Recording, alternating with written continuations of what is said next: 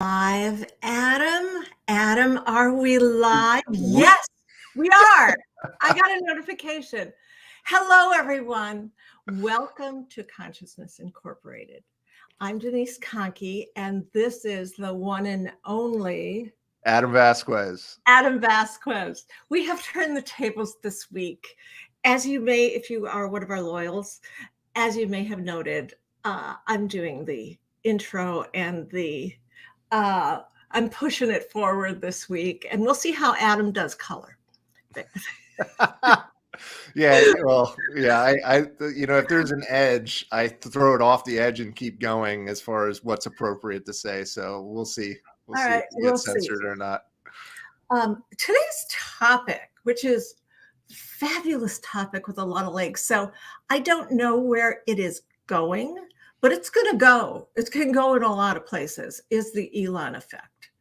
Elon, meaning Elon Musk, but Elon is just Elon, kind of like Elvis and Cher and Charo. He is legendary, so he only needs one name. And my future prediction is that he will be known as Elon and not Elon Musk, not that far from now.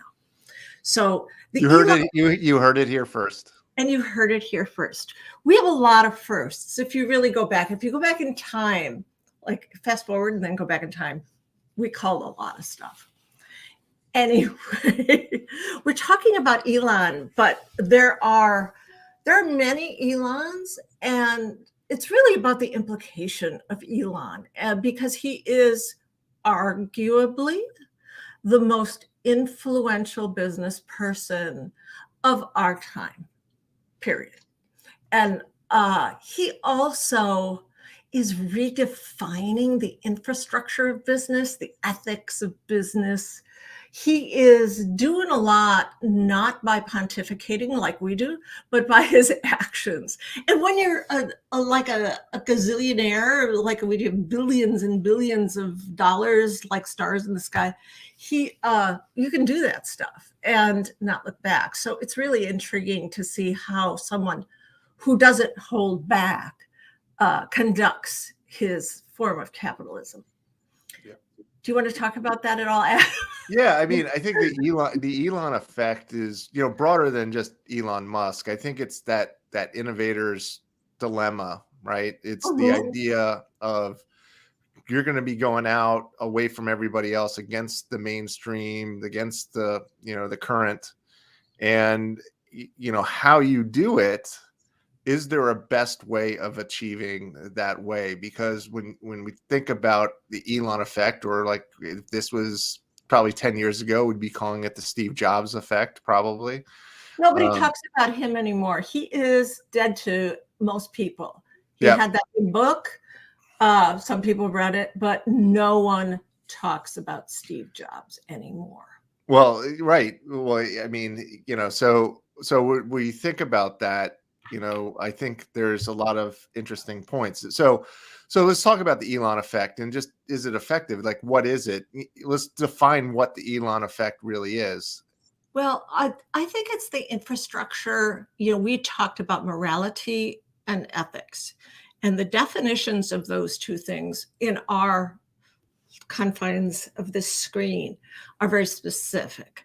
Morality is what's inside of you and your personal, like, this is right or wrong, this is uncomfortable. And ethics are cultural.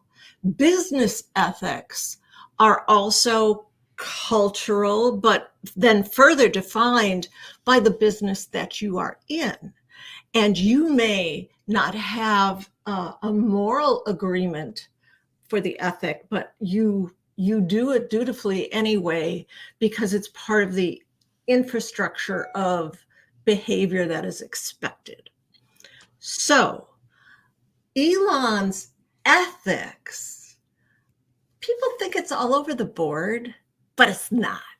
It's truly not. And you can look at, like, let's just talk about Twitter. It's the last thing that is on everybody's mind. He came in, he bought it under weird circumstances because he's weird. but that's how he does stuff. That's how he rolls. He came in and fired a lot of people and put all the furniture on a like an eBay site, which was hilarious. You could buy a desk from Twitter. He sold monitors, he sold plants, he sold all that stuff. Again, that's a curious thing. And it's still alive. It's still there.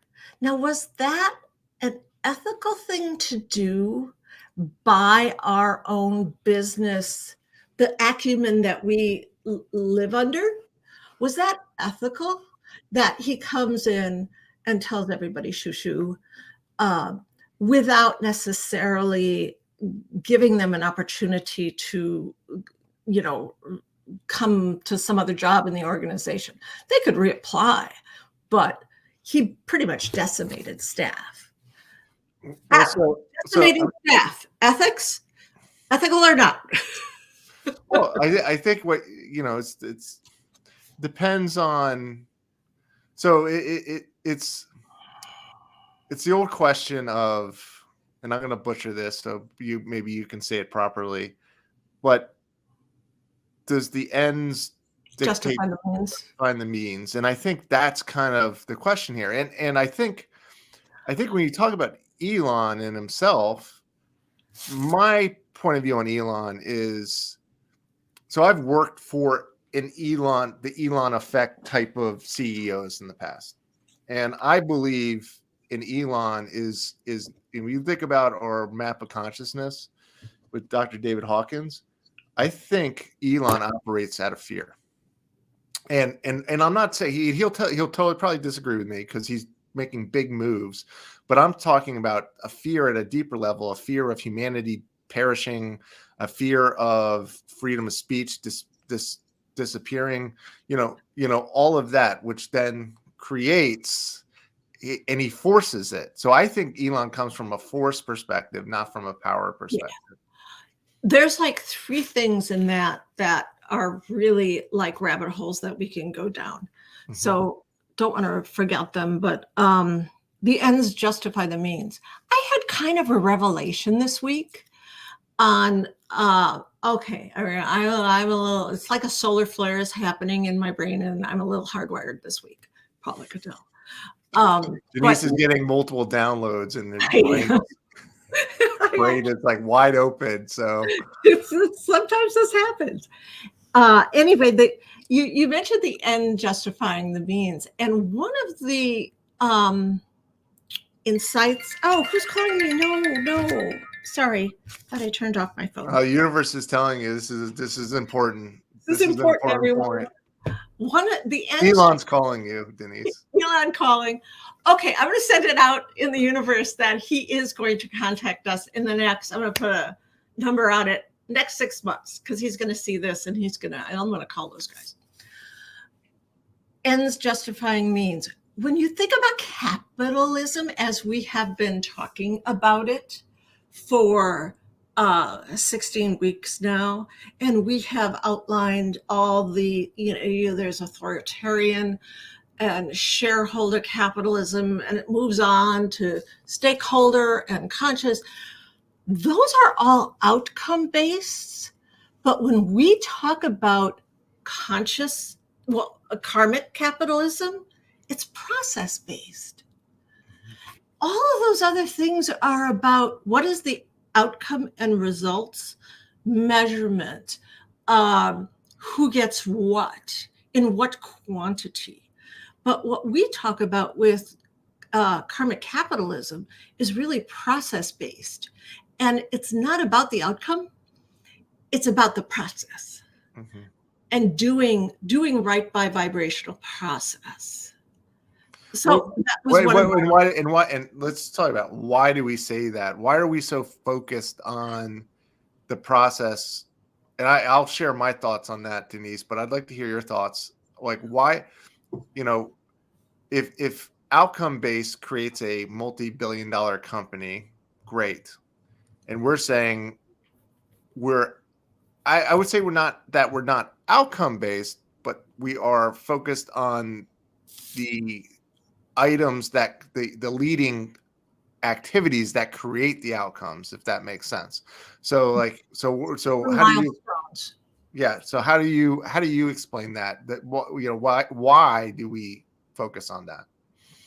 I have always thought, and that's just how I'm wired historically in the jobs that I've had and in this whole career.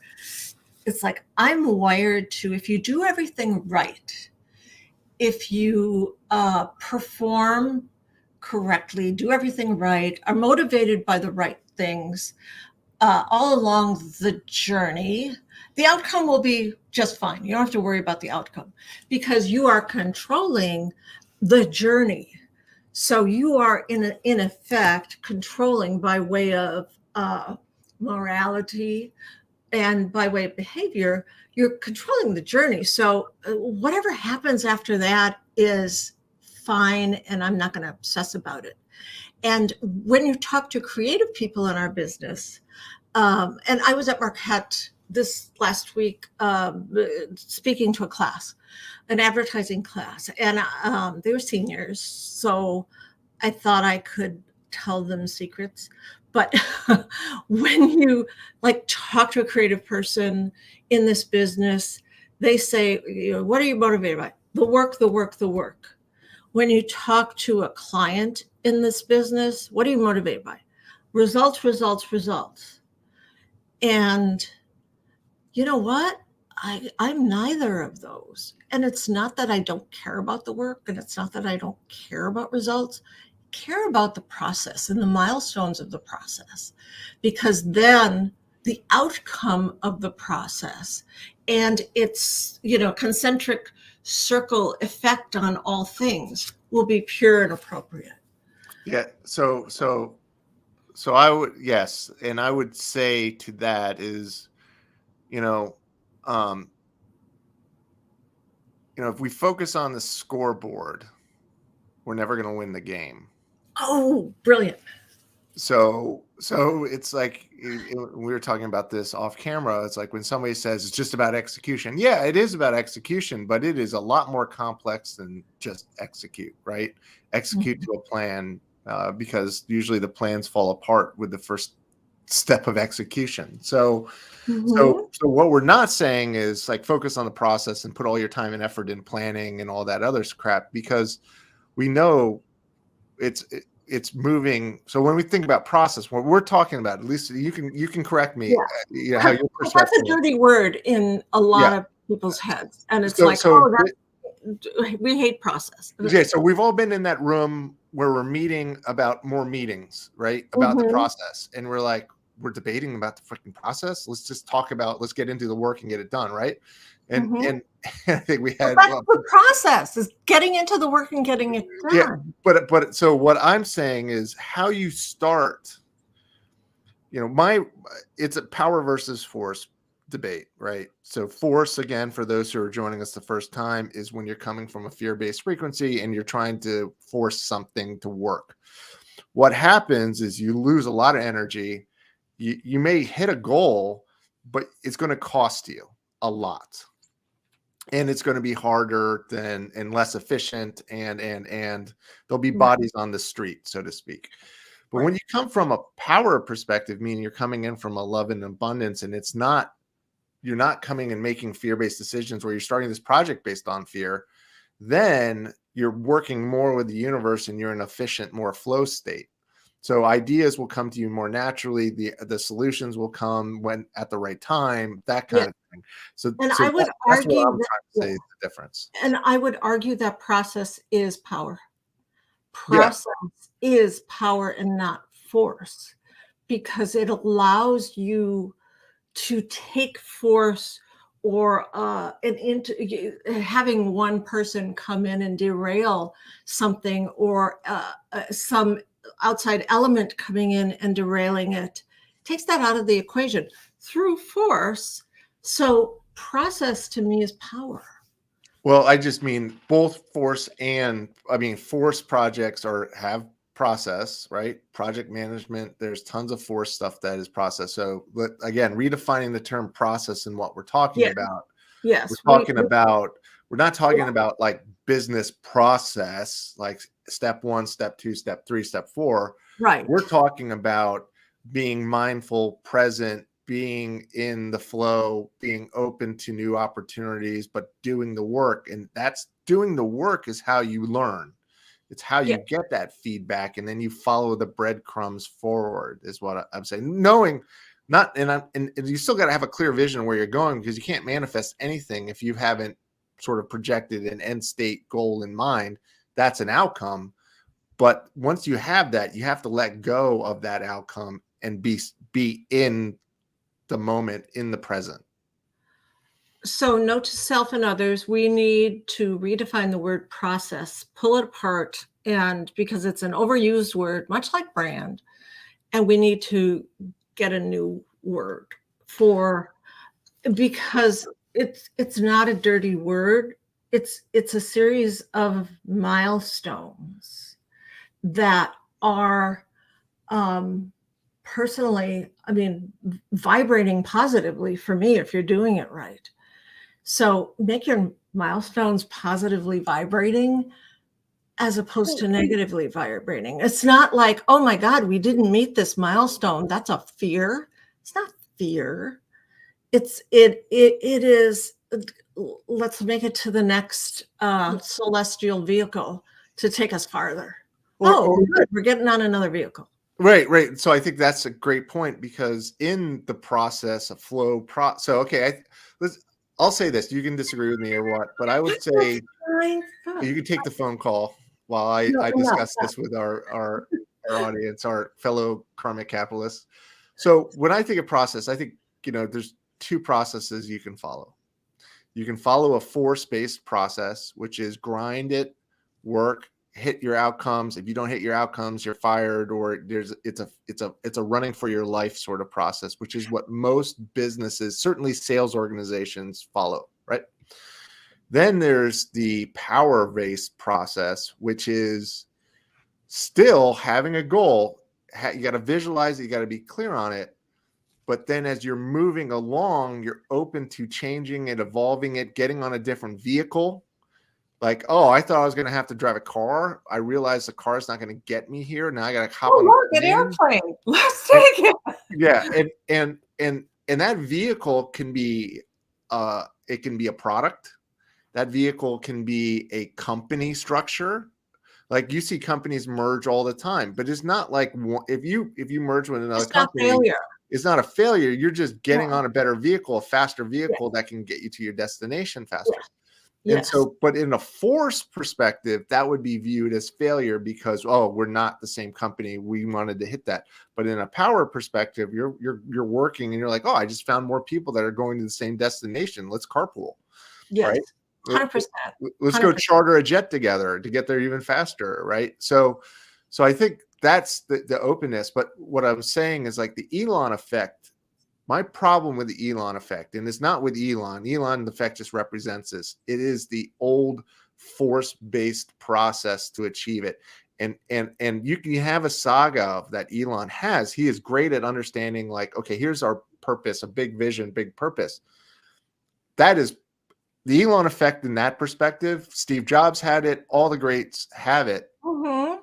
And we talked about this, all the greats were in their own ways authoritarian because democracy is inefficient for business and it's inefficient for government. Yeah, well, but there's trade-offs, right? Quite efficient. But then there's trade-offs because you don't get the checks and balances, and then you get, one person making all the decisions, which is dangerous and all that. So I think, the process is a more collaborative process, but if you have to force somebody to work harder to meet a deadline, and you've got the old carrot and the stick, and you're using a stick, that's the force-based process. It's going to break apart eventually. It's going to disintegrate, And that's what he used to do. It's like 24-hour shift.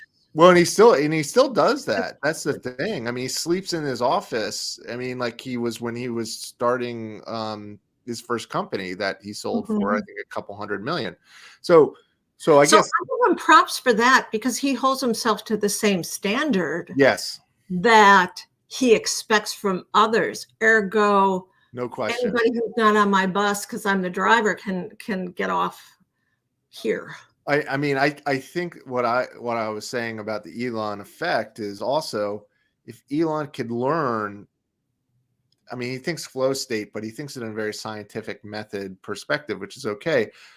But if he can let go and trust and flow with it a little bit more, you know, I believe he's going to go further with the organizations, but maybe not.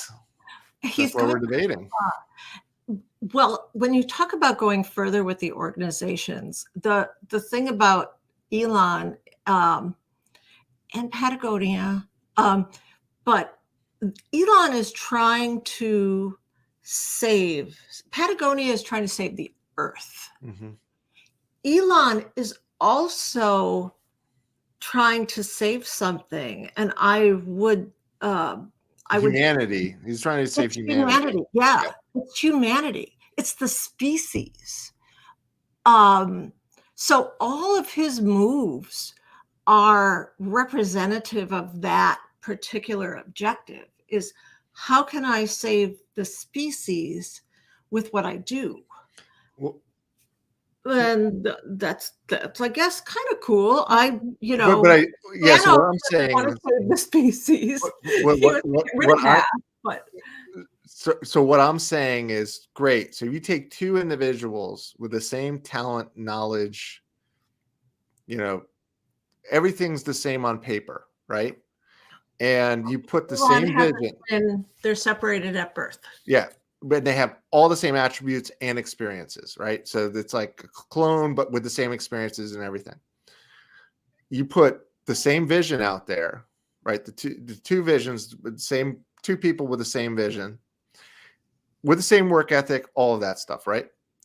And one is saving humanity because it coming from not afraid that humanity is going to die, but instead coming from a love, like I just love, needs it to flourish. It has so much potential.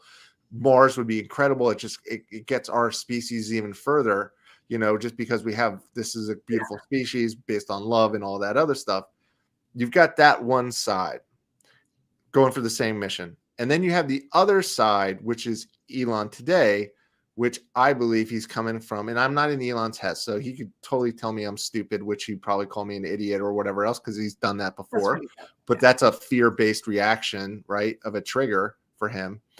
That's his shadow work. He's got to work on it, and it's clear. You see it all the time. And I have my shadow work. Denise has hers, and we'll talk about that. And that's our next episode. That's literally our next episode. But what I'm saying is, like, so Elon, though, is coming from like, oh, we're going to kill ourselves. It's going to be terrible. So we've got to get interplanetary species so that because we're a bunch of stupid apes that keep effing things up. See the difference. That's a core underlying difference. And when somebody comes along that has Elon's, you know, abilities, and everybody has their own special abilities, I'm not saying, but somebody that can compete at that level with Elon, and competition is the wrong word, but play at that level. Right. Play at that level, yeah. Because competition is a fear-based belief system. So when you play at that level, and you're coming from, I just love everybody here, you're going to do better. It's going to be faster. You're going to have more people behind you. You're going to achieve more. You're going to be more profitable, like all that stuff. And, you know, and maybe I'm wrong, you know, because somebody hasn't stepped up and truly been that way in that sort of technology innovation. It's just been Elon, and by standing by himself. In the Patagonia example, I mean, that's still a apparel company and adventure and about the earth, right? But it's, you know, they're not creating rockets in all this other sort of technological innovation. Yeah, Elon for sure has done what some people think government should do, in the sense that he has started from scratch a new NASA, which is super cool. I give it to him. he is one of the founders of OpenAI. So he is one of the people responsible for OpenAI. I want to talk about that a little later too. And he has been trampled in his life. I mean, he has not had an easy Yeah. life. I mean, Yeah. He beat up as a kid. Beat up as a kid. He's had PayPal taken from him, like, and rebranded as PayPal, as company. I mean, like, he has every right to sort of snub his nose at humanity, saying like, well, you guys are a bunch of primates. I'm here to save you all from yourselves. So you're an idiot for not understanding how brilliant and what I'm on. But to me, that's not a love based. That's a arrogance, fear, pride based vibration. And he's just never going to get to the level he hopes to as fast as he wants to, operating in that low frequency, because that's our future. It's not populating other planets. Our future is moving from a fear-based vibration to a love-based vibration. And if Elon was really understood the game, everything would change for him. His targets, I think Twitter being free speech, I think that's still great. I think that's definitely come from a love bait, but he's afraid to lose it rather than, you see what I mean? There's a difference. Yeah, there's a total difference. And I hope Elon is listening. Elon, if you're listening, because what you say about fear is absolutely one of the reasons he does what he does. Totally 100% agree. He from a and by the way, I will say this, Elon, you're listening, you are amazing in what you do. All we're saying is that you're not tapping your full potential, and that's our future as a species. That's what's going to save humanity. It is not populating another planet, because you're not solving the root cause of the issue. Right. And he said, along with like Stephen Hawking's, that AI is the greatest threat to humankind that exists. And I mean, he said it. He agreed with it. Stephen, I don't agree with it because it's a fear-based belief system. So it means it's wrong. You don't believe it because it's fear-based, but I have a question. What if AI started to be afraid of something? And then, I mean, because AI takes the data from everywhere and spits it back out instantaneously, which is how machine learning works. What if AI picks up on fear and feels like, all right, fear is inherent in every emotion that these humans have. Therefore, I shall too adopt fear. And then AI starts spitting stuff out that is fear-based. We're in trouble.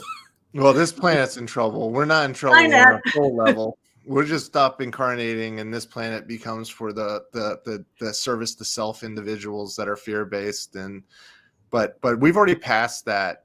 From all the researches, we've passed that critical point of if this planet was going to polarize to service to self or the service to others. We're past that point, everybody. So we did polarize the service to others, and now it's just a matter of waking everybody up. And Elon's doing service to others, but it is in a very service to self driven way, so you know what I mean? That's really interesting and really intriguing. And I wonder if, well, I know he is a model for behavior, obviously, for companies, because what he is doing is revered. And one of like the pillars of his philosophy is it's okay to fail. Failure is good, which frankly, 100% agree with it. You can't learn anything from not failing. You have to move through that vibration to learn and to get better. It's like, if you fail, you learn. It's like I won or I learned. It's not I won and I lost. It's I won and I learned. So I agree with that. What is intriguing to me is, let's talk about OpenAI as a company. OpenAI as a company started as a benevolency, started as all these mega billionaires coming together to fund what is essentially, and let's just call it the new internet, So it's such a massive beast that only governments or high collaborations like business collaborations, which is what our show is about. It's about collaboration from, capitalists collaborating. But let's go back to that. They switched to what I'm going to call cap, because they put a cap. They were a nonprofit, I believe, or they were a nonprofit. Now they're not. But they put a cap on their own profit, which I thought was super cool. And the reason that they had to switch back to supply and demand, capitalistic kinds of motivations, was because they couldn't compete with other companies for key talent. And the key talent in this world, and I thought this was interesting, the key talent here is the equivalent of an NFL quarterback contract. Mm-hmm. That's what these guys are making who build this stuff. They couldn't compete. They capped their profit. So it's almost like a debt ceiling. Mm-hmm. It's a profit ceiling.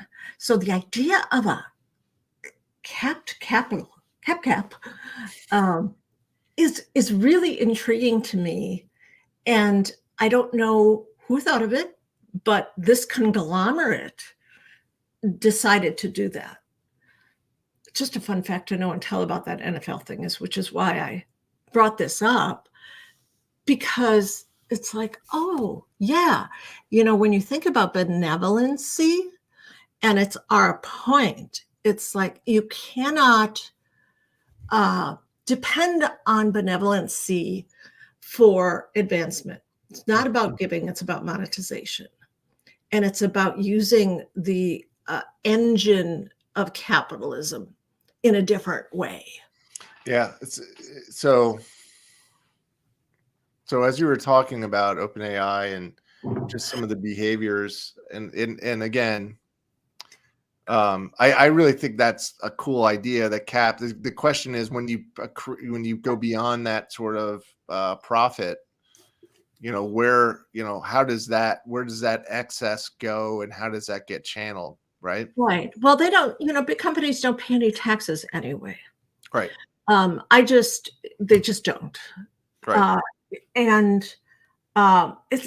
Recency is always important. We talked about recency in the past. It's like whatever you read recently is going to affect your thoughts. Whoever you met recently is going to impact the way you view things. Your POV is always changing based on recency. So you have to surround yourself with certain kinds of things. Well, some people have fixed POVs, but that's a different perspective. Yes, a fixed mindset. That's Scott Fitzgerald thing. It's like true intelligence is being able to be on both sides of the spectrum and understanding those points of view that are diametrically opposed. So, but back to point of view recency. Last night I watched the State of the Union address, and it was on earlier, and I it was like, oh, I DVR'd it because I really, I wanted to be in a certain mood to watch it. And it was really enlightening as I watched it from the point of view of what we do with karmic capitalism and the stuff that we say. And then it was, okay, the cap. They are regulating their own profit. It's none of your business, or maybe it is your business, but they're a private company on what they do with that.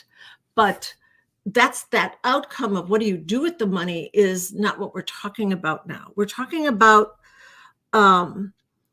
capitalism. Is a quote from State of the Union. Capitalism without competition is extortion. okay, Joe said that, Joe Biden. And I thought about that. Well, old capitalism it is. Yeah. Old capitalism is capitalism without competition.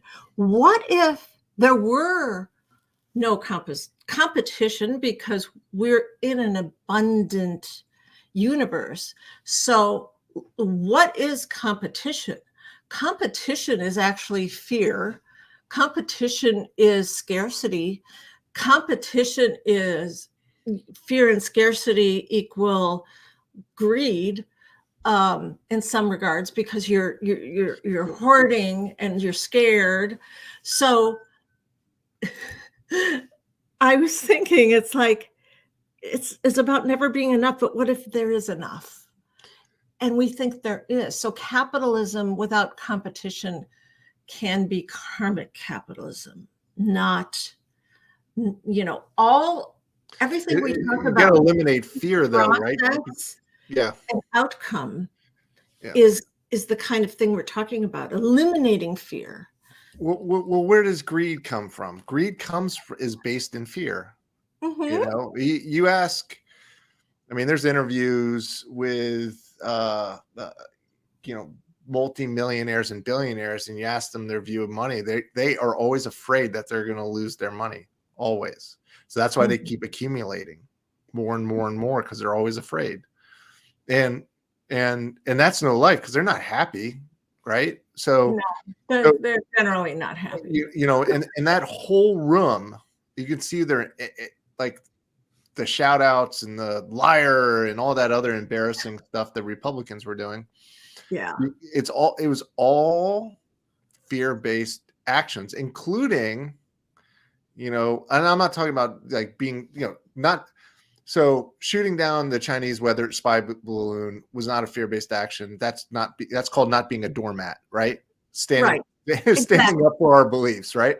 Standing up, not being a doormat, shoot it down right away. Oh, we got to wait until it gets over like the ocean, because you don't know what's in it. And we want to retrieve it better. And so I'm not saying that we don't have the right to defend ourselves, because there are people, whole communities that are based at a very low frequency that are trying to take things from others. We still see this in Russia and Ukraine. But what I'm saying is that entire room was acting on fear, and our entire political system feeds off of our fear as individuals.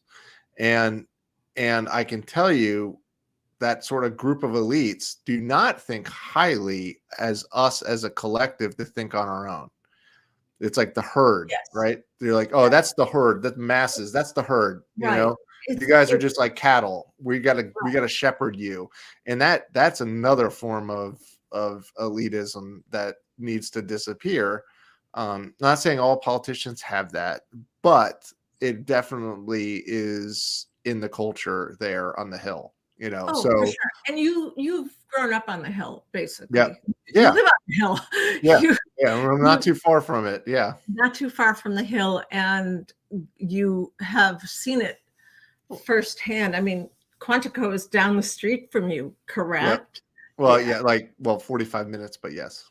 Oh, I thought it was down the street. Well, everything's like, it's in the DC. I'm in the DC metro area and grew up here. So yeah, I mean, I went to school with senators' kids, it's very common. Congressmen kids all the time, and, work, friends and everything else, and secret agencies and all that other crazy stuff. Right. So I mean, we operate, even though we're a higher vibration, and our biggest innovator, you could argue, is Elon Musk in this country, which he isn't from our country. It just shows you how powerful immigration is, folks. Right. Thank you. The record. From South Africa. Yeah. Like, imagine we didn't let people in because we're afraid, we wouldn't have Elon and all the other stuff we'd have, or some other country would have it. Right. So. Right. Exactly. Thank you for saying that. Immigration is migration, and migration is a pillar of the human experience. Go ahead. So when you think about the Elon effect, that personifies where we are in society today in this culture. means, work harder, work with, fear, work in, a big mission, but it's a fear-based driving mission, driven by a fear of losing or end of the world or what have you. Yeah. And It, it won't change until we drop that bag. that's a good way of putting it, is dropping the bag. One of the good things that Elon has done, he is polarizing. Some people love him, some people hate him, very few in the middle. But his company, you could argue, if you ladder it up, has funded in a big way the Ukrainian conflict, in the sense that immediately he gave Starlink access to Ukraine, the Ukrainians, so they could communicate. That cost $400 million plus hardware. So, and he's totally okay with continuing that. It's being taken out of the SpaceX budget, I think, but it's like totally okay. You need this. This is something that you need. That said, the Wi-Fi is not restricted, in the sense that it is okay for alternate organizations to use it, because again, that's free speech. But I look at that and I go, I want to figure out your next move. You're going to make a next move. You're not going to stop. What's your next move, Elon? Well, I hope Elon finds his. Well, I'm hopeful that Elon finds his true potential, because he's not living his true potential right now, right? And what I mean, his true potential is dropping fear and realizing that he's made of stars and he's literally an alien like the rest of us. I wouldn't be surprised if Elon isn't an Orion starseed, just for the fact that he's very analytical but he's forgotten his origin, or he ignores it, even though it's right in his face. So I do believe Elon is a light worker in his own way and has a big purpose for all of us, but he hasn't recognized, or he's ignored the synchronicities and the consciousness around him, or he's too afraid to say it, because he understands the game and understands where people are in a society. So he just plays the drama, plays up the fear, because he realizes that's where we are right now. But we're shifting quickly now, and Elon's future and his true potential is through a path of a higher vibration and higher frequency. That's where he needs to play. How cool would that be? Truly, how cool would that be if he did that? People talk about, rightly so, you never hear about the people like Reeves, or the people that live modest lives and give all their money away on the daily, as opposed to people who maintain their net worth and then open a foundation, which Elon did, and it never gives out any money. It's kind of a tax show. Yeah. So I lost my train of thought, but how cool would that be if he was doing good things? Oh, Jeff Bezos. I mean, he is doing great things. It's just he is doing great things. The way he's doing them is great things. Yeah, it's like the Elon effect is a forced mentality to innovation, and if you break it to more of a power-based part of innovation, you're going to go further in the long run. It's going to be bigger, because you're co-creating with the universe versus trying to just make it fit. So yes. And one could argue that he is an alien, but we won't go there for this one. We're all aliens. We're all aliens. I mean, honestly, we really are. Some place. Mozart and Beethoven came from some place that was really different. Mm-hmm. They might have been first generation aliens, but everybody came from somewhere, I would argue. Yep. We've all incarnated in a multiple planet. So when you look at, and I, just for the record, even though I'm the kind of person who, if I had all that money, but I don't know, but if I had all that money, I probably wouldn't have it for long, because I would do something with it that would essentially mean I would give it away, and or I would use it to advance a point of view. For instance, okay, I would take out full page ads every day across the country and run TV spots that say, vibrate high, and here's why. Is that a cannabis ad? No, it's not. It's an Adam ad.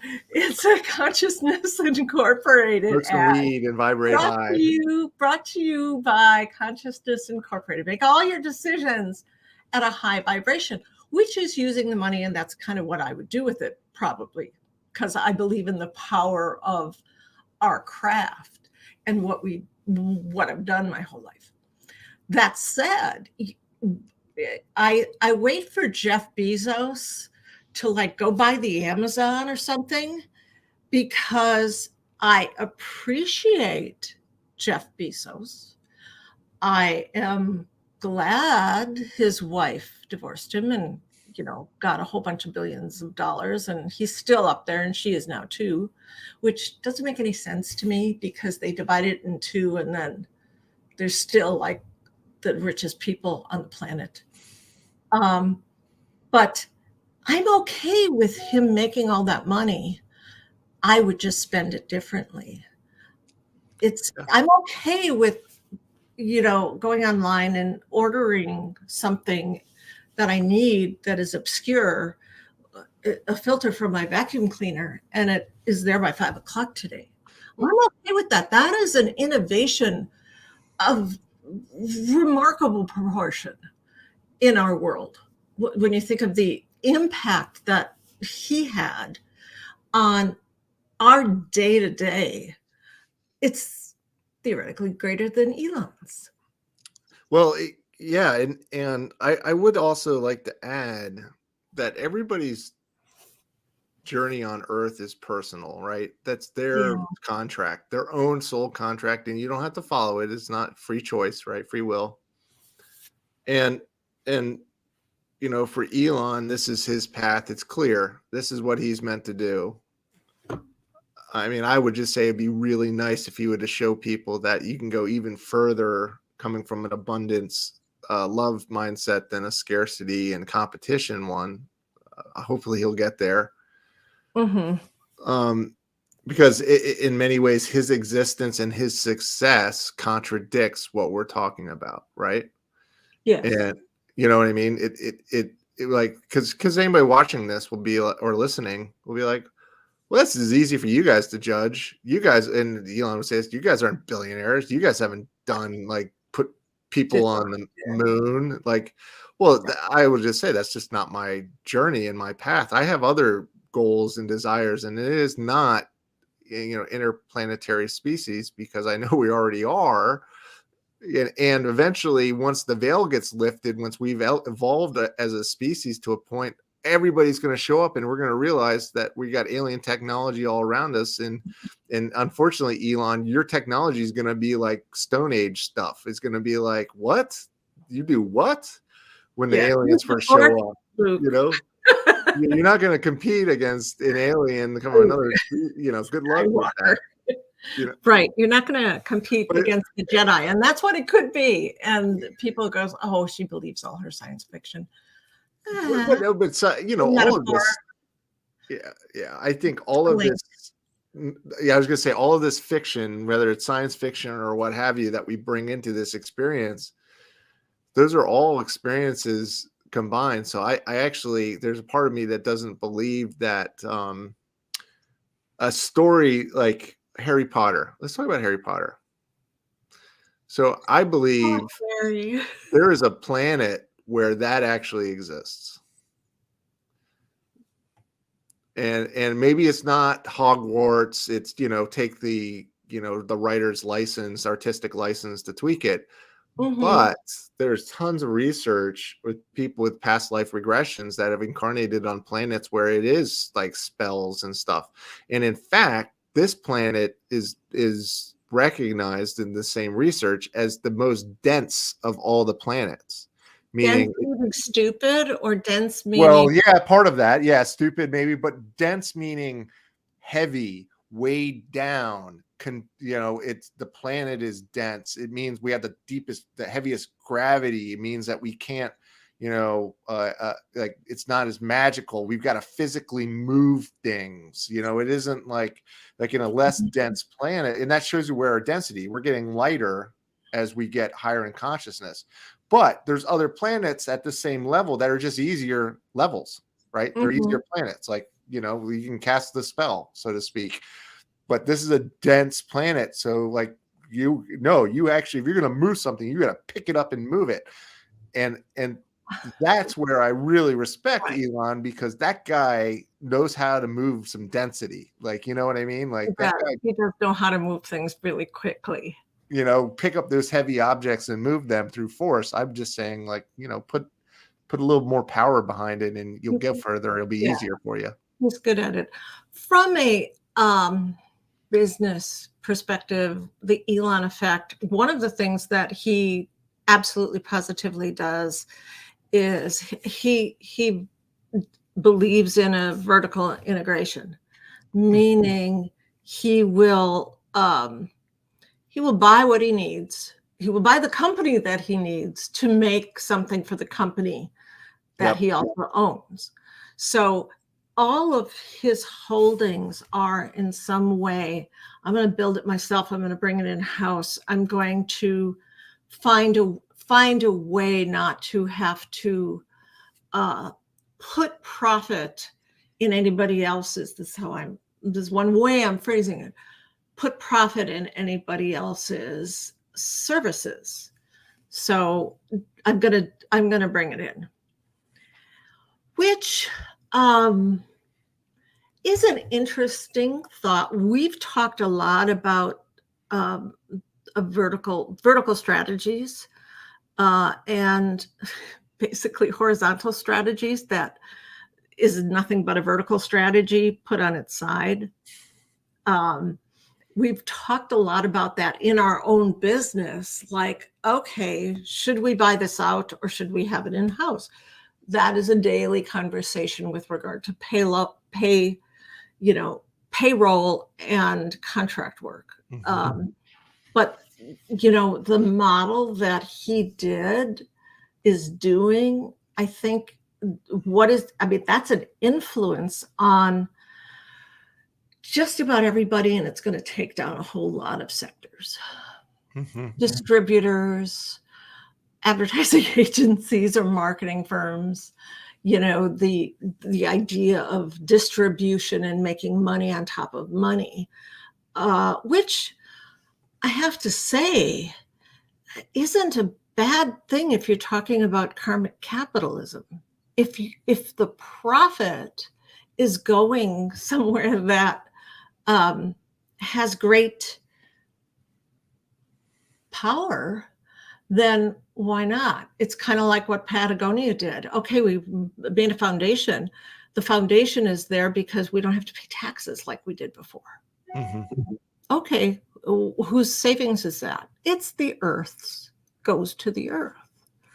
So the outcome of that, I know I said I was all about profit. I mean, all about process and the beats of production as opposed to the outcome of production. But gotta say, if the outcome of production, if the ends justifies the means there, then maybe it's a good thing to do what he's doing, or to find a way to do what he's doing, but in a different, coming from a different angle. I just think, I think anybody who follows the Elon effect is they're holding themselves back to their bigger potential, and they can go far, but they're going to go further the other way. And, here's the other thing that we got to think about on the consciousness perspective. Everybody has a life journey, a life plan. Like everybody has a soul plan in this incarnation, right? You sit you sit in with your spirit guides and your soul tribe, and you actually map out what your plan, almost like a dungeon master for D&D geeks like me. Like you have your dungeon master and like, all right, this is the game. And these are the experiences and lessons you need to learn in this experience to ascend, to get you to ascend to the next level. You know, for light workers that have already experienced an ascension, you know, a lot of our purpose is just coming back and helping other people get there, right? That's part of our growth as a spirit, right? And that's where we're going to accelerate our learnings faster. But for those who are still, you know, learning, which we're all learning, so that's not making somebody better or worse based on their soul age, like younger souls versus older souls, and younger souls have ascended faster than older souls. I mean, so it's really not, it's not experience isn't created equal, and nobody's on a competition, right? It's what you want to do and the pace you want to go. So if you think about it, there are certain, like, Elon, you know, the Elon effect, and I'm just pontificating here. I have no facts to back this up other than what research has been done in soul planning. And I'm just going to say, so part of Elon's soul plan was potentially doing what he's doing to get out of him. You know what I mean? Like he was supposed to do SpaceX. He was supposed to. These were all milestones, but they're more catalysts and challenges to pull what he's missing, which honestly is that recognition of that, you know, love and abundance and gratitude at the top level. So the question is he learning it? And I'm not here to judge him about it. I'm sure he is learning just fine because he's a great learner and he reads all the time. Yeah, he reads all the time, and he can learn whatever you know in a day. So he's probably read all of this stuff, whether he agrees with it or not, or he's just not public about it. So then the question really becomes, it's like, you know, destiny, is that the question? Yeah, he's like, what? How much? Are we just? How much is destiny? Yeah. So I'm saying Elon's success. How much of it is written in the stars versus actually outcome based on gratitude and vibrating at a higher vibration? Maybe his success is the catalyst to get him to vibrate at a higher vibration. So what I'm saying is, looking at his success, wealth and power and innovation, that has nothing to do with vibration, because that was always written in the stars, because that was his catalyst to get to him where he was supposed to be. Where for someone else, it might just be, it might be a loved one passing away. Like, I mean, by the way, his first child passed away. I mean, talk about a catalyst. Like, oh my gosh. So like he has stacked up. He has stacked up his catalysts. And so that might even mean that Elon's actually a very young soul, and he wanted to stack all of his catalysts before this planet ascended to the next level. And he was like, bring it on. And he's doing it. Oh, I love that theory. He's a young soul, but he's stacking it all up to move quickly so he can ascend before we get blown up. Well, not blown up, but, you know, until we move to a higher density, where then you can't come back. Yeah. And you know, I don't know, but like a very young soul to me. But he does. He seems like a little bit of a child in the way he acts, right? Child, yeah. Everything he does is very, very childlike. But obviously, and we're not calling you a child. You're an extraordinary individual. So I'm not trying to bruise any egos. You're exceptional. Right. But you have the vibe of a child. He does have energy. He has the energy of a young soul, doesn't he? Yeah. He has the vibe and the energy of a young soul in that he is curious. Yeah. You know, we're putting words on energy, which is limiting in itself. So it's like, well, he's curious. I would say being a young versus old does not make you better or worse. That's all I'm saying. So it just is where you are. But he exudes, I don't want to call him a toddler, but he's running around every room, touching everything and looking at everything and putting a tower together with a telephone and a base and a toy and it's working. But he's running so fast because he's afraid he's going to run out of time. Maybe. And that's a young soul. He's quite cognizant of time. You know, and then that's a younger soul sort of understanding, because for those of us have been around this thing, a lot of times we know we're infinite. There's a knowingness, a deep knowingness. So you're like, time urgency is important. I have what I'm supposed to achieve in this lifetime. There's no question. But I also know, it's all good. There will be other times, and we're going to keep doing this. So there's pace and patience is what I'm saying, Yes. Yes. So I don't know. I just threw that out there. I just called him a young soul, and it's not to mean that we're judging him or saying he's less than, because it's not. Right. That's not at all what we're saying. We're just saying that he's really. I mean, he's just playful. Yeah, it's great.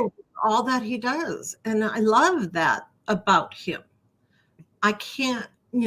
I personally am anti-ethic, meaning I am anti-infrastructure of culture that imposes beliefs on people who need to believe things on their own.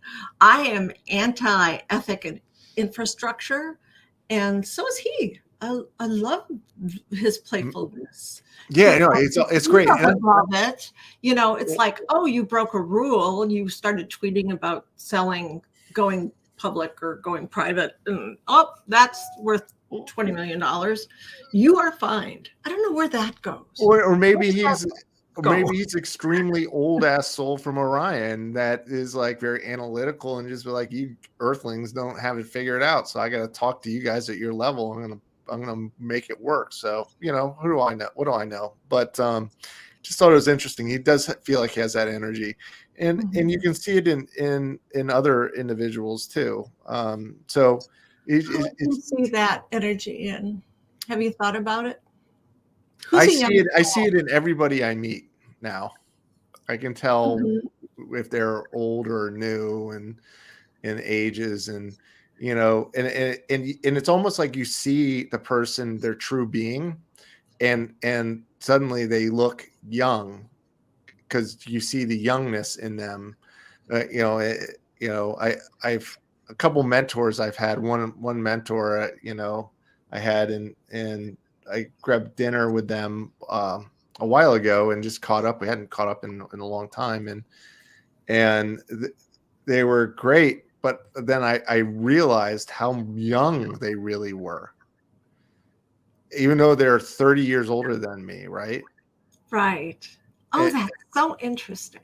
And I realized, I just saw the trueness of them through the older skin and everything else. And I was just like, wow, you're like, like a young sort of playful sprite. This is incredible. Yeah. So, yeah. And that youthful energy is a positive thing. I mean, yeah, it's not positive, but it's not negative at all. We got to get some 20-somethings around here because we got to brighten up this place. Because it's too dark. Well, and that's what I appreciate. Sorry, go ahead. And they're bright lights, the 20-somethings, and even the 30-somethings, But then they start to dim, and then the weight of the world falls on them, and then they start to get scared and fearful. And I love how, and it's changing. They fear different things than potentially some of us did when we were in our 20s. They have macro fears that not all of them do, but they fear different things. But boy, to be 20 again and have the playfulness and joy and the learning and the discovery, and that's part of this youth, is that, oh my goodness, you've discovered something new. This is new. I mean, when you get old, you know everything, or you think you do. Well, and I think everybody should live every day with that sort of awe. Yes, the awe of creation around us. I mean, it's just exceptional. Like every little detail is perfect, right? A tree, the limb, the leaf, the bug, the fly, it's all amazing. It is all amazing. It's kind of like the end of It's a Wonderful Life on steroids. And I truly try to live that way. When I look at stuff, it's like, oh my God, look at this Sharpie. I do it with just about everything, because it is an amazing thing what the supply chain was to get this. How many people worked on this to Oh let me yeah, write yeah, a yeah. The blog. amount of work and just where this, like you said, the supply chain of it with the raw materials and the Yeah. design of it, and And it's a and and doll, you and know, it's like a couple of bucks, and it's like, really, how did that happen? But a lot of people, it's not vertical, and a lot of people made a lot of money marking up along the way. So I mean, the fact that you can get avocados, you can get exotic fruits from fruit all is over the great world. It right now. shows up in your grocery store, and you just pick it up and take it for granted. I And mean, it's fabulous fruit. I don't ever remember fruit this good in the winter. Fabulous fruit these days. I saw something called, I watched a little video on it, and I don't remember, and I should, but there's something, radical acceptance is a term that I had never heard before, but I watched this video, and it had to do with, you mentioned everything is perfect. Evidently, it talked about this city, probably a small little city somewhere, where a large proportion, let's just say 30%, of the people who live there have some sort of physical or mental disability, mhm. which is, it's like mind-blowing that that is a proportion. Well, people move there because they are accepted. This radical acceptance of who you are, no matter what you are, as being perfect, and integrating people into the community and not treating them any different than anybody else, is actually a cool thought, in that that's really how we should all, I'm using the should word, and that sounds preachy, but why aren't we all looking at everything as perfection? Why aren't we looking at people as being perfect just the way they are? Because that's the way they are. And they were born into this place of diversity, and they're just part of the diversity. So it Yep. was really meaningful for me, because it talked about a mom who, had to come to grips with their child who had a mental and physical disability. And no, that child is perfect. And once you really come to grips with that and not use it as lip service, it does change your life. Yeah. Yeah. Well, and a lot of that is just surrendering to it all, to the Surrendering, yeah. magic of it all. And it can Mhm. be really difficult to do. I know from lots of personal experiences, but and I've always living through surrendering, and I've been trying to surrender and strip away, my own ego and all of that. And I would, that's the new leadership. And this sad part is that when you going back to President Biden's address, State of the Union, I don't think there's much of that in that room. No, no, totally agree. Which brings up On the, both sides, right? On both sides. well, no, totally agree. And they come at it, their fears are different, but they're still fears. Mhm. To a point, they have to figure out whether or not to legislate things that never existed before. So, AI is an example. Do we have to legislate somehow what AI does? Because AI has just opened up, like, the open source means that you too can do fake videos of someone you don't even know with Oh their yeah, the deep fake, and the then when you add deep, the voice of the AI yeah, voiceover, which you can once you record your voice, you right. can say any word and It's it so sounds many just like words. We you. were playing with this Yeah. week, so they have to grapple with social, which has evolved into weaponry. They have to grapple with all these things that never existed before? And do you legislate something that is basically, is AI free speech? You gotta, it's like, it's a theoretical question. Also, just to be topical, this last, I don't know, week or two, from a marketing perspective, Nike and Tiffany, the blue box Tiffany expensive fly, did a collab. Yep. And it was like this really rather ugly shoe. Sorry. This beautiful box, a Tiffany box. And and they thought that was going to be a big deal. They thought those would be headlines in the fashion world, and headlines was like, oh, the newest collab. Oh my God, this is the collaboration is. And what happened was, because of AI, social media redesigned the shoe and said, this is a better shoe than that shoe. It was an ugly shoe. So within like 24 hours, there were, let's just say, 100 different better shoe designs that represent, or preposterous shoe designs, whatever you want to call them, that someone said better represented this thing that was in the box. So where does innovation happen then? What does that do to commerce? What does that do to how we market now? Because is innovation like that and collaboration gone? Because as soon as it gets out there, somebody else can just copy it and do it.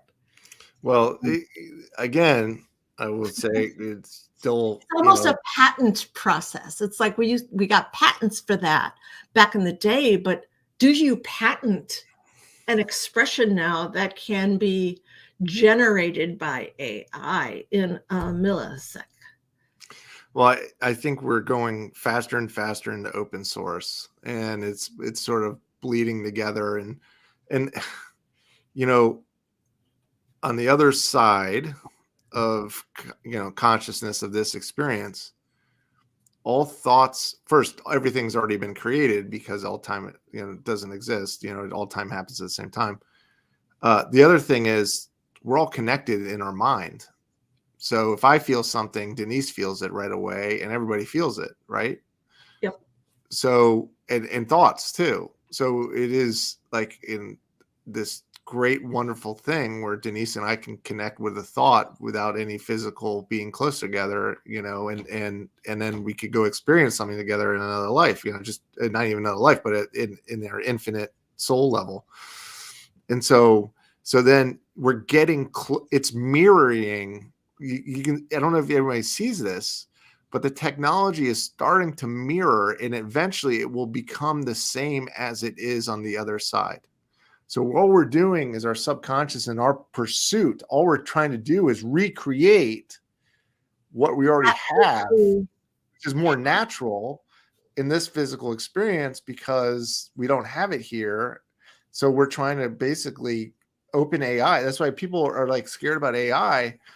And for me, AI is already done. The cat's out of the box or the bag, or whatever. For sure. Yeah, it's done. It's going to compound on itself exponentially now. And so maybe AI, hey, think about this one, maybe AI is actually God at the end. Maybe it is, or maybe it isn't, but you know what I mean? Maybe that's what makes us infinite. Yeah. And so this is really all in AI. So it's a loop. I'm not saying that's what it is, because it's still physical experience versus not. Time and matter happens here versus not. But maybe that is where we're getting the mirror. And that's maybe where we make ourselves infinite at a soul level eventually, because we're able to tap into all of this. You heard it here first, everyone. Philosophizing on this. Did you do something? We're getting feedback, but I'm coming in twice. But maybe I'd move to another dimension. So now I am coming. You sound good. I just only hear you once. So. Okay. I was hearing me twice. Mind blown. That thought is super, super interesting. And it's a Harry Potter thought, because before, maybe she saw Harry Potter, maybe she saw it in her mind's eye, like we feel dreams. Yeah. We feel dreams. We don't, we sort of see them, we sort of hear them. They're fuzzy. We cannot remember them. And maybe AI is just a tool that allows us to put our dreams in a different form. Yeah. I mean, I think, And it could be God. I mean, Absolutely. or AI is the Akashic record on this planet, and so to speak. So it's like this sort of loop and a compounding loop. So,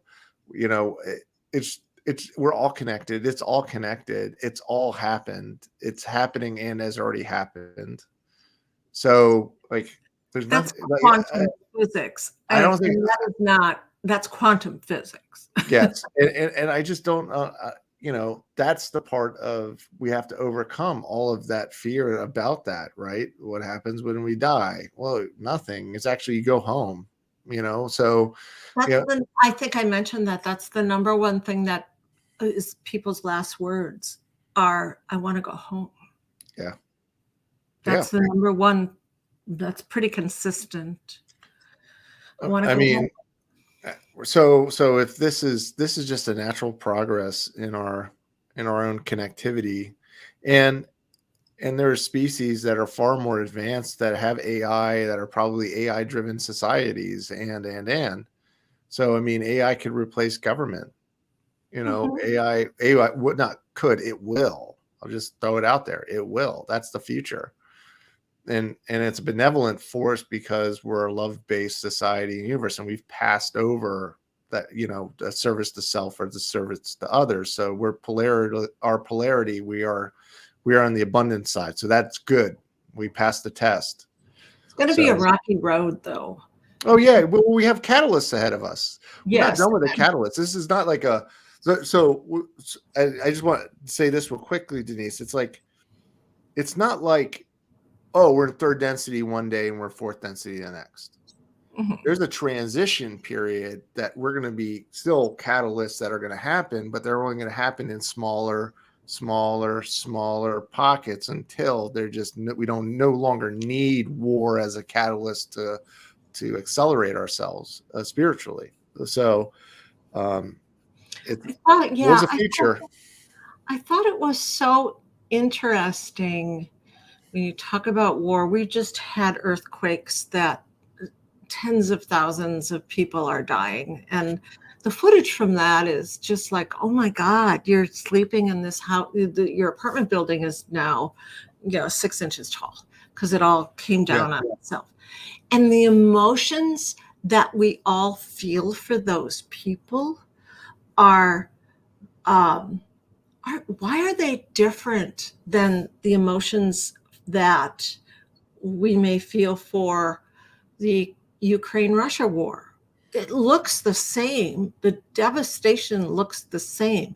Why do we not have the same emotions for the Syrian thing that has been going on for like a decade, where they have no housing, no money, no food? Somalia, no food. So we perceive all these things that are kind of essentially the same. No, this is just my gut, and now I'm speculating from the stuff that I've researched, especially around near-death experiences. One story might explain this a little bit, maybe not. So there's been examples of this one individual who had a near-death experience, was on the other side, I think clinically dead for 15 or 30 minutes. They did not live a very great life. They got in lots of fights. They hurt people, that kind of thing. When they were on the other side, they didn't just experience what they were getting, sort of a life review of everything that's happened to that point.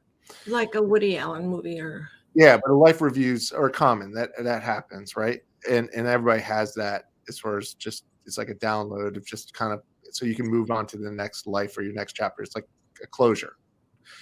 So they're doing a life review, and they're not experiencing it from their point of view. They're experiencing it from their victim's point of view. So like it's happening to them, right? Because that's where we're all connected. So we experience that.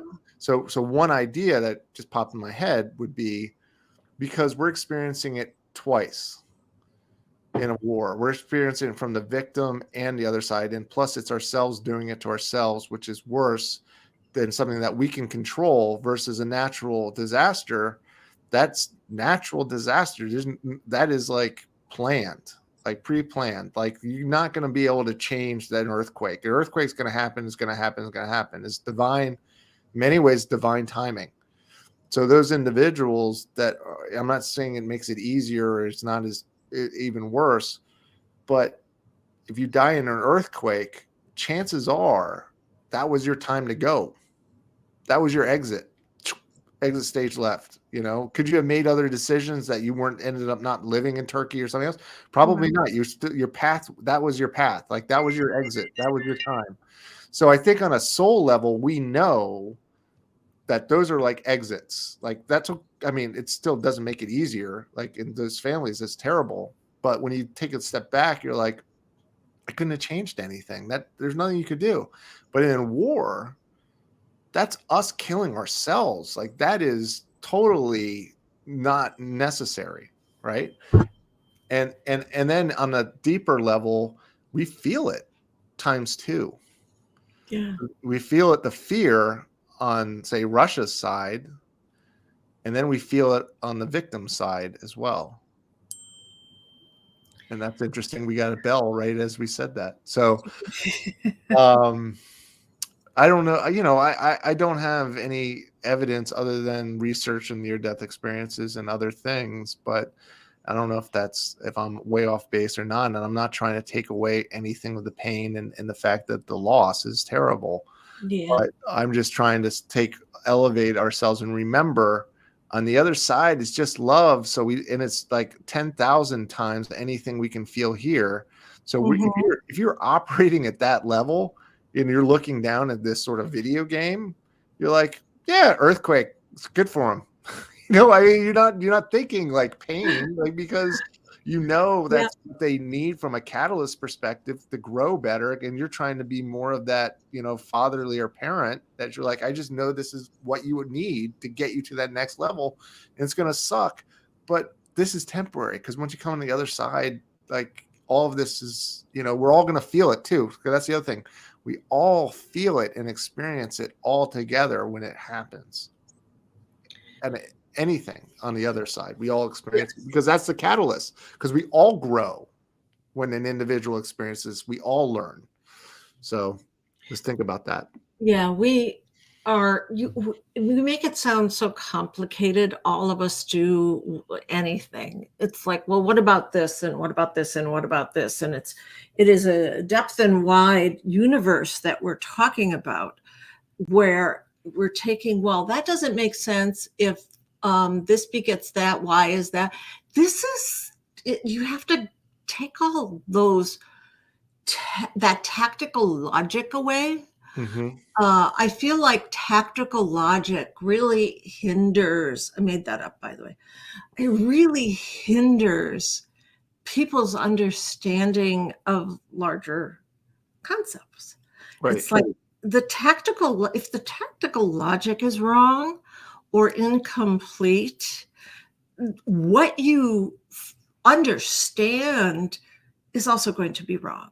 If the variables in an equation are incorrect, then the outcome's incorrect. That's one way of looking at it. And from a spiritual point of view, people get really lost in the tactical logic.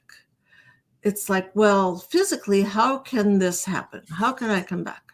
Or physically, how can that thing that was on one side of the room go to the other side of the room? How does that happen? Did it float? Did it gravity take it and it crawled on the ground? Did it disappear and then reappear?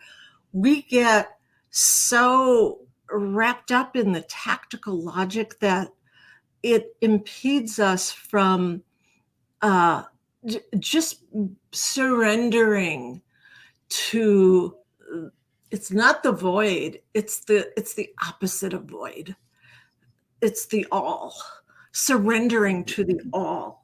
Surrendering to tactical logic here, that there are millions of species, and just because we can't see them, they don't exist. They're all around us, like the fish and the octopuses on the bottom of the sea that are transparent.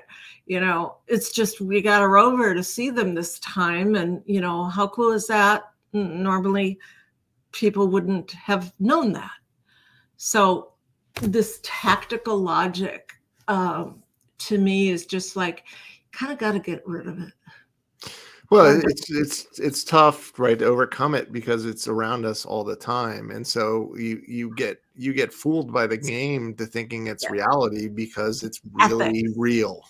Yes, it's ethics. It's the infrastructure of this is what you're supposed to do, believe, how you're supposed to act as a fill in the blank human living in Washington, D.C., who has a family, who used to do this and wants to do this in the future. There's an ethical constraint around that is essentially a limiting belief.